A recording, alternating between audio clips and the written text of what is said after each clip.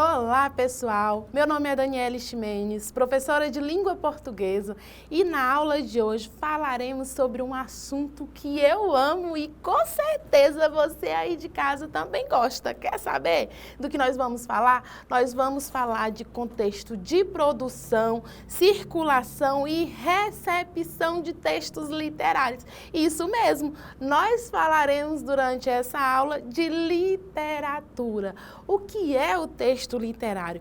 Por que saber o contexto de produção, circulação desse texto literário é importante? Então, acompanhe aí comigo na tela.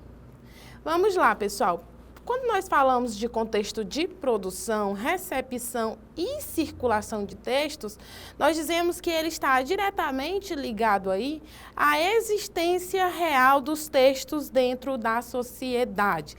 O que significa isso? Significa dizer que quando se produz um determinado texto, leva-se em consideração a sua efetivação real, quer dizer, como é que ele se efetiva, como é que aparece esse texto ali na sociedade, quer dizer, quando nós falamos de literatura, nós dizemos que para a sua composição, para a sua existência de forma real ali, eu preciso de uma tríade, né? Que são 3 elementos. De autor, quer dizer, aquele que produz a obra literária, aquele que escreve o texto em si, que é a obra literária, aquela composição ali, e principalmente o meu leitor, o meu público-alvo, quer dizer.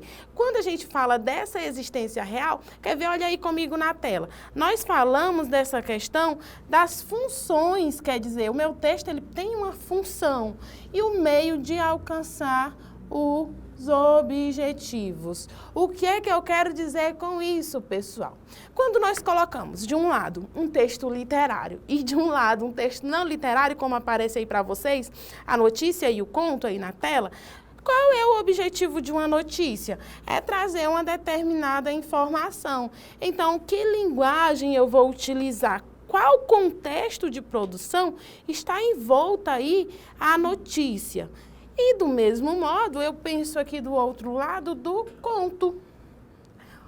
E aí você sabe o que é um conto? É um gênero textual, professora, que é mais curto que um romance, que é mais curto que uma novela, que tem uma característica ali narrativa, que tem um desenvolvimento ali de uma história, que eu consigo identificar os elementos da narrativa, mas por qual motivo, com qual objetivo esse meu conto é produzido? Então, tudo isso é importante quando nós falamos de um texto literário. Ah, e só lembrando, quando nós falamos de texto literário, pessoal, nós falamos da função de entreter, de despertar algum sentimento, alguma emoção ali no leitor, diferentemente de uma notícia, que é um texto não literário, que tem a função primordial, primeira ali, o uso de uma linguagem objetiva, de informar, tá certo? E aí, pensando nisso, olha só, nós vamos começar falando do contexto de produção.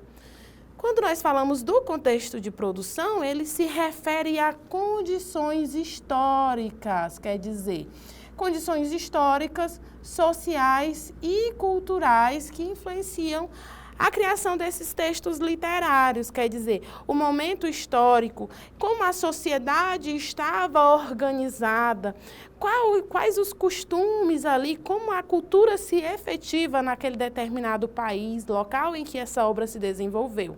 Por exemplo, aí eu tenho a obra 1984, de George Orwell, né? E aí essa obra, ela é muito famosa porque ela traz aí as preocupações da época da Guerra Fria.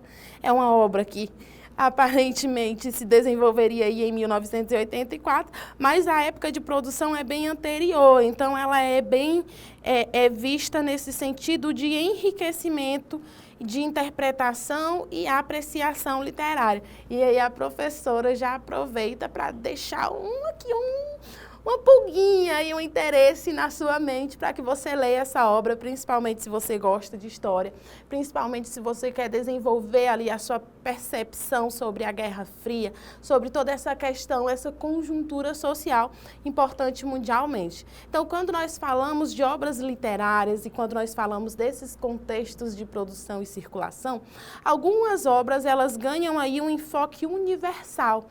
Isso porque as temáticas que elas abordam são universais, quer dizer, elas são compreendidas independentemente do local onde o meu leitor está, contanto que esteja ali traduzido, ele consiga compreender a linguagem, e também tem uma grande relevância histórica. E falando em relevância histórica, olha só o que eu trouxe para vocês. Quais são os elementos do meu contexto? O primeiro é o autor. Por quê, professora, que o autor ele é importante? Porque o autor, na sua produção, ele vai dar a sua percepção sobre determinada obra, sobre determinada temática ali, sobre o que ele vai abordar. Isso significa dizer que se eu pego, dois escritores ali de épocas diferentes que vão falar sobre a mesma temática, mas que têm ali uma formação diferente, moram em locais diferentes, talvez o enfoque e a forma como aquela temática será abordada será de forma diferente.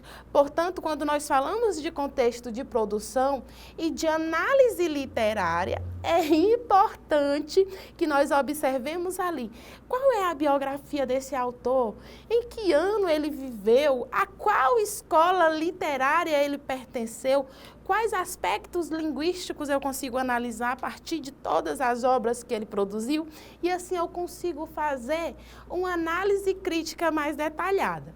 O segundo elemento aí na tela para vocês é a época, que são os eventos históricos relevantes que nós vamos tratar posteriormente. E aí o terceiro, nós temos as influências aí sociais, cultura e sociedade. Normalmente, quando nós falamos de escritores aí, eles vêm numa perspectiva de romper os paradigmas, de inovar, de criar, ou talvez ali de trazer uma concepção mais antiga de rebuscamento. Quando a gente fala desse contexto social, é que a depender da época em que uma determinada temática é abordada, ela vai ganhar enfoques diferentes. Por exemplo, quando nós pegamos lá a obra de Castro Alves, ai, professora, lá vem a senhora com escritor.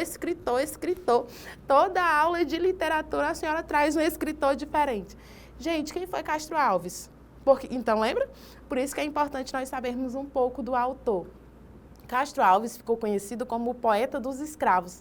Ele escreve ali na terceira geração do romantismo, que é uma poesia de denúncia social. Então, o que é que ele faz? A partir aí da literatura, ele faz uma denúncia social acerca da escravidão. Os negros ali, eles assumem o centro da narrativa e numa tentativa de sensibilizar aquele que lê, ele coloca ali toda a ambientação e faz com que o leitor compreenda o negro, o escravo ali, para muito além de uma mercadoria, um ser humano. E isso é muito importante na composição. E falando aí, olha só o que eu trouxe para vocês desse momento histórico. Eu tenho aí o Goulart, que trata aí de alguns poemas que trazem uma crítica social muito grande. O impacto da ditadura militar na literatura brasileira, por exemplo, é uma temática muito importante no que se refere, quer dizer, qual é o contexto de produção das obras ali? O que eu tenho de produção na época da ditadura militar que faz com que a literatura brasileira ganhe um período aí de maturação, de crítica social, de denúncia social. Então, tudo isso é perceptível a partir desse contexto de produção. E aí eu trouxe aí o nosso querido Graciliano Ramos, pessoal. Essa imagem que vocês observam aí, esse desenho, é do Graciliano Ramos, que foi um dos escritores brasileiros aí do século XX, que está ligado à segunda fase do modernismo aí de 1930, que ficou conhecido aí como o romance de 30. Então, ele traz aí um realismo crítico.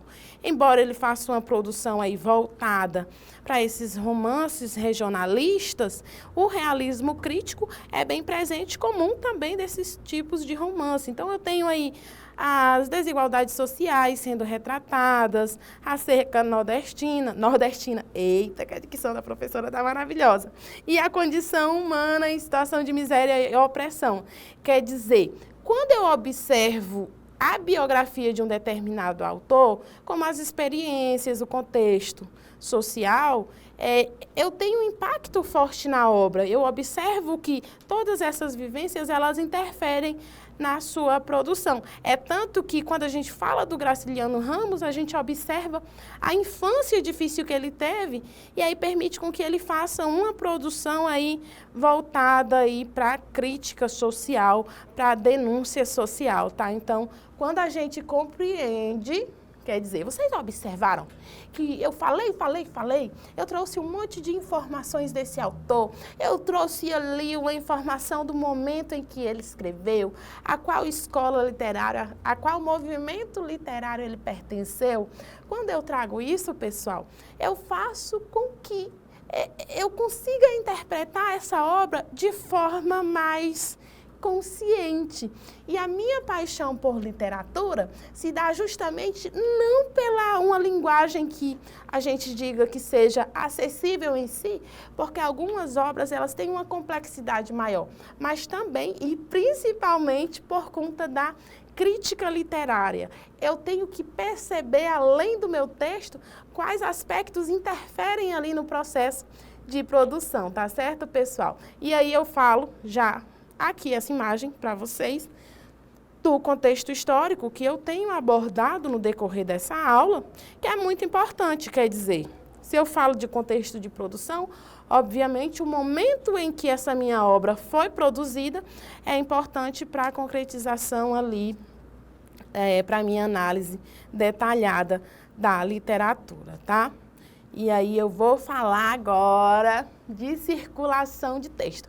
Tá certo, professora, a senhora falou do contexto de produção, eu já entendi que saber quem é o autor, a biografia do autor é importante, eu já compreendi que o momento histórico em que aquela obra é produzida é importante, e eu também já sei que o momento social ali, a organização social também é importante, não é? E aí, o que é o contexto de circulação? Olha aí.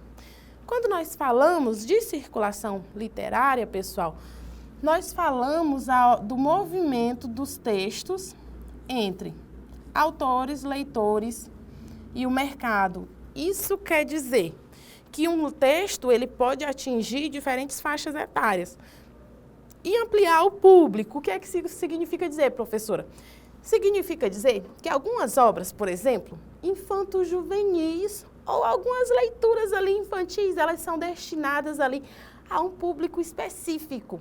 E aí, em determinado momento, uma outra comunidade consegue ali se interessar por aquela leitura e ela ganha amplitude. Mas, para além disso, nós falamos de algumas obras que elas ganham aí um destaque de circulação tão grande que elas ultrapassam as barreiras territoriais, quer dizer, elas deixam de ser somente uma literatura local e passa a ganhar uma visão aí universal maior em outros países e conseguem também ganhar até adaptações para o cinema.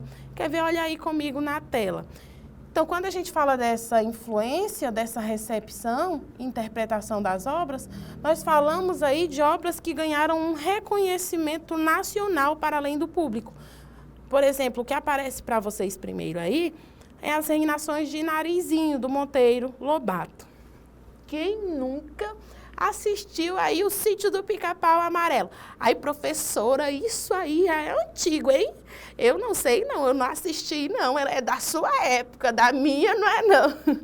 Então, eu indico que vocês, né, deem uma pesquisada aí. Foi muito conhecida, ganhou grande notoriedade aí nacional por conta dessa adaptação. A segunda que aparece aí para vocês é A Hora da Estrela, da Clarice Lispector, que é uma obra aclamada aí nacionalmente e ela ganha também assim uma visibilidade maior a partir do filme inspirado na obra. E Os Miseráveis, de Victor Hugo, que também é muito conhecido. Professora, eu não conheço essa obra, e agora como é que eu faço? Dá uma pesquisada, dá uma olhada que vale a pena a leitura de todas essas obras. Obviamente que elas têm pegada diferente, né? Momentos históricos aí diferentes, produções aí que visam público-alvo diferente, mas que você vai se deliciar com a leitura. Então, dá um Google aí, pesquisa, baixa, compra, enfim, dá um jeito aí de fazer essa leitura. Eu super indico, tá, pessoal? E aí, a gente chega num ponto bem interessante, porque quando eu falei lá do Graciliano Ramos, a gente falou do momento ali da escola literária. É importante que a gente observe em uma determinada produção a escola literária, ou o movimento, ou a manifestação literária que essa obra se apresenta. Por exemplo, quando a gente fala do romantismo, a gente tem uma valorização da subjetividade. Então, obviamente, em algumas produções, eu vou observar essa característica. Já no modernismo, eu já tenho uma ruptura com as tradições. Então, a linguagem ela vai aparecer de forma diferente. Como assim, professora? Duas obras que são básicas, que são canônicas, quer dizer, que são aclamadas pela crítica literária brasileira. Que eu tenho aí essa diferenciação que logo de início eu consigo ver aos meus olhos ali de leitora. Iracema, que tem uma linguagem mais subjetiva, que tem uma linguagem ali mais romântica, poética. Muitos dizem que é um poema escrito em forma de prosa, não é? E aí a segunda aí que se encaixa no modernismo, Macunaíma, que já vem com outra pegada, aí já vem com outra característica. Em seguida, pessoal, por exemplo, eu tenho o realismo, que tem um retrato crítico da sociedade. Então, eu vou observar uma linguagem mais crítica, que mostra ali a sociedade como ela é, como ela se organiza. E, por último, eu tenho a literatura contemporânea, que tem uma diversidade de vozes. Isso aqui, pessoal, é só um comparativo, porque nós sabemos que não existem só essas escolas literárias na literatura brasileira. E é importante que, ao fazer leitura, você também faça essa ligação com outras literaturas, não somente brasileiras, tá? Então, essa época e o gênero é importante, tá, pessoal? Já a recepção de textos, nós falamos que ela é moldada pela circulação. Quer dizer, dependendo do modo, do contexto em que o leitor está inserido, eu vou ter aí um romance, por exemplo, que pode ser interpretado de maneira distinta, que depende muito da experiência vivida pelo leitor. Quer dizer, eu escrevo ali uma obra literária e eu gostaria que ela fosse recebida de uma determinada forma. Só que o meu leitor, ele tem uma outra característica diferente, quer dizer, então essa recepção do meu texto, ela depende do meu leitor. Então, lembra que lá no início da aula eu falei sobre autor, obra e leitor? Então, aqui o leitor, ele assume a cena. Em seguida, a gente tem aí que as influências culturais, sociais, elas também desempenham um papel crucial nessa interpretação, quer dizer, a depender da questão cultural desse leitor e como ele se assume na sociedade, se apresenta, modifica a forma como esse texto é recebido, tá, pessoal? E aí, quais são os fatores de recepção? Então, um texto literário, a recepção ela é influenciada com fatores como a formação cultural do leitor, e as suas experiências pessoais. Então, um leitor que ele cresce num ambiente rural, ele vai interpretar um texto de maneira diferente de uma pessoa que cresce num ambiente urbano. A exemplo de Grandes Sertões Veredas, né? Grande Sertão Veredas, perdão, do João Guimarães Rosa. Então, eu indico que você faça a leitura e dê a sua visão sobre essa obra para compreender. Por quê? Porque a forma minha, como receptora, como leitora, é diferente da sua visão enquanto leitor.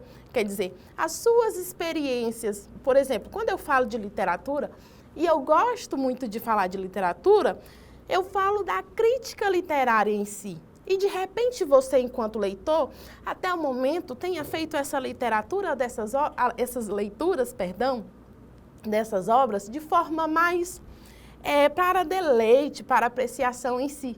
Então esse enfoque ele é diferente, tá certo?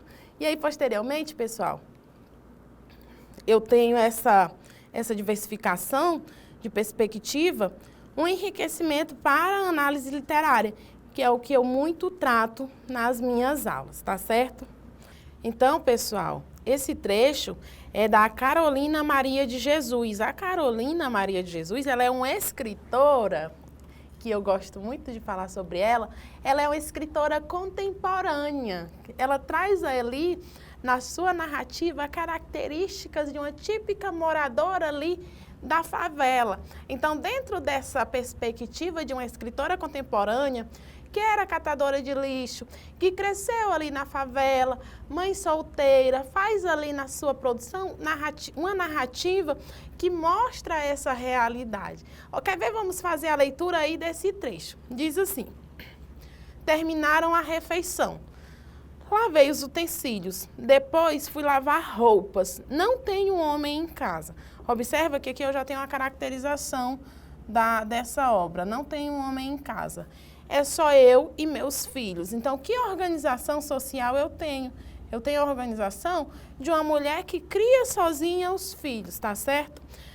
Mas eu não pretendo relaxar. O meu sonho era andar bem limpinha, usar roupas de alto preço, residir numa casa confortável, mas não é possível. Eu não estou descontente com a profissão que exerço. Já habituei-me a andar suja. Já faz 8 anos que cato papel. O desgosto que tenho é residir em favela. Então, observa aqui que a partir dessa narrativa, eu consigo verificar a organização social. Eu tenho uma catadora de papel. Ela cata papel para sobreviver e para criar os filhos. E nessa condição de mãe que cria os filhos sozinha, aí eu tenho toda uma conjuntura social. Por quê? Se você pesquisar um pouco da biografia da Carolina, você vai observar que ela era analfabeta, né? Ela escreve aí de forma que apresenta ali na sua composição alguns erros de ortografia e durante um tempo teve assim um certo distanciamento. É literatura ou não é? Quer dizer que eu tenho que escrever tudo certinho ali, de acordo com a norma culta da língua, para ter um resultado esperado? Para ser de fato uma literatura? Perdão, então aí eu não tenho uma caracterização de fato de literatura? Claro que eu tenho, é tanto que ela ganha esse reconhecimento e essa notoriedade, tá certo? E pensando nisso, em análise de trecho, eu trouxe uma atividade para vocês. Olha só, diz assim: Negrinha. Negrinha era uma pobre órfã de 7 anos. Preta? Não. Fusca, mulatinha, escura, de cabelos russos e olhos assustados. Nascera na senzala, de mãe escrava, e seus primeiros anos viveram-os pelos cantos escuros da cozinha, sobre velha esteira e trapos imundos. Sempre escondida, que a patroa não gostava de crianças. Excelente senhora, a patroa, gorda, rica, dona do mundo, a mimada dos padres, com um lugar certo na igreja e camarote de luxo reservado no céu. Entaladas as banhas no trono, uma cadeira de balança na sala de jantar, ali bordava, recebia amigas e o vigário, dando audiência, discutindo o tempo. Uma virtuosa senhora, em suma, dama de grandes virtudes apostólicas, esteio da religião e da moral, dizia o reverendo. Então agora, pessoal, vamos ao comando da nossa questão, tá? Diz assim, aqui eu tenho o restante do trecho, mas para a compreensão da questão, não é necessário que eu faça essa leitura. Você pode tirar um print aí da tela, você pode tirar uma fotografia, que se você achar necessário para a realização dela, você pode fazer a leitura posteriormente, tá certo? Então, essa narrativa, ela focaliza no momento histórico-social de valores contraditórios. Essa é uma obra de Monteiro Lobato.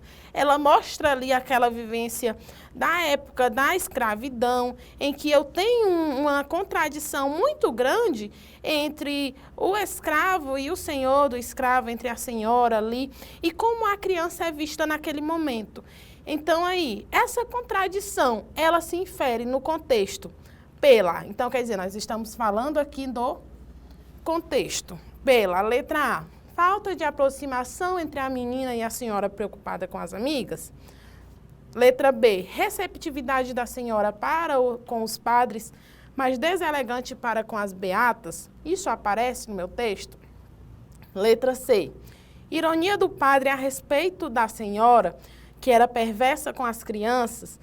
Letra D, resistência da senhora em aceitar a liberdade dos negros, evidenciada no final do texto. E letra E, rejeição aos criados por parte da senhora, que preferia tratá-los com castigo. Então, aqui, pessoal, eu tenho como assertiva correta a letra D. Eu tenho uma resistência dela em aceitar a liberdade dos negros. Como isso aparece no final do texto, professora?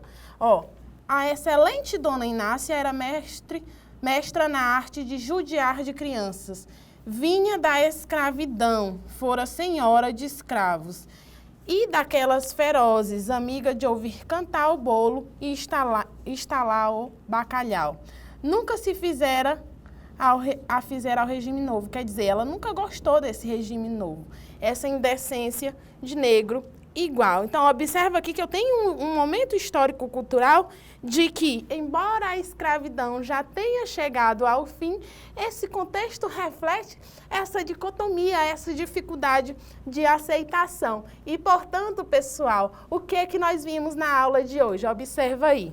Eu falei do contexto de produção, circulação e recepção de textos literários. Isso significa dizer, olha aqui para mim, minha professora, que quando nós falamos desses contextos, nós falamos da importância para a análise literária. Eu espero que você tenha aprendido muito nesta aula. Nós ficamos por aqui. Eu te vejo numa próxima. Tchau!